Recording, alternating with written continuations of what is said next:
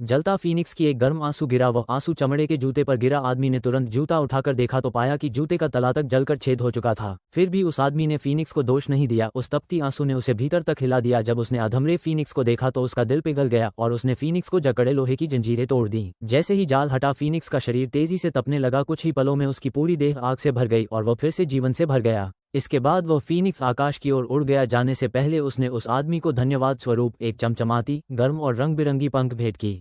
लेकिन उस आदमी ने राजा का आदेश नहीं माना और फीनिक्स को वापस नहीं लाया। जैसे ही वह वापस लौटा, राजा ने उसे पकड़वा लिया और उसे सीधे फांसी की सजा सुना दी। जब उस पर आरोप लगाए गए तो उसने कहा कि उसने फीनिक्स को पकड़ा था लेकिन फिर छोड़ दिया। लोगों ने उस पर विश्वास नहीं किया तो उसने फीनिक्स की दी हुई पंख दिखाना चाहा, लेकिन तब वह पंख जलकर काली, बेकार और मुड़ी हुई लग रही थी। राजा ने तुरंत उसकी गर्दन काटने का आदेश दे दिया। तभी फीनिक्स आकाश से प्रकट हुआ। उसके शरीर से निकली रोशनी ने पूरे महल को चमका दिया। इससे साबित हो गया कि आदमी झूठ नहीं बोल रहा था। लोगों ने खुशी में जयकारे लगाए। राजा को मजबूरी में आदमी को छोड़ना पड़ा और उसे सुंदर वस्त्रों का इनाम दिया। लोग उसके चारों ओर नाचने गाने लगे। ये सब देखकर राजा जल भुन गया और एक नई चाल चली। उसने बहाना बनाया कि उसे हिम राज्य की राजकुमारी से शादी करनी है और उस आदमी को कहा कि वह जाकर राजकुमारी को लेकर आए। आदमी लंबे सफर के बाद हिमराज्य पहुंचा, पर उसे ये देखकर हैरानी हुई कि वह राज्य ऊंचे बर्फीले पहाड़ों पर था। वो 3 दिन और 3 रात चढ़ता रहा। आखिरकार जब महल के दरवाजे तक पहुंचा तो देखा वहां कोई प्रहरी नहीं था। जैसे ही वो चुपचाप अंदर जाना चाहता था, एक पारदर्शी बर्फ की दीवार ने उसका रास्ता रोक दिया। वो सोच ही रहा था क्या करे, तभी उसकी जेब से फीनिक्स की पंख निकली और हवा में उड़ते हुए बर्फ की दीवार में घुस गई। दीवार तुरंत पिघल गई, जमीन पर पानी फैल गया और एक भव्य क्रिस्टल महल सामने आया। जब वो पीछे मुड़ा तो देखा उसका छोटा घोड़ा, छोटा साथी, गायब था। असल में वह पिघले बर्फ में बहकर नीचे गिर गया था। सौभाग्य से उसके जूते बर्फ में फंसे हुए थे, जिससे उसकी जान बच गई।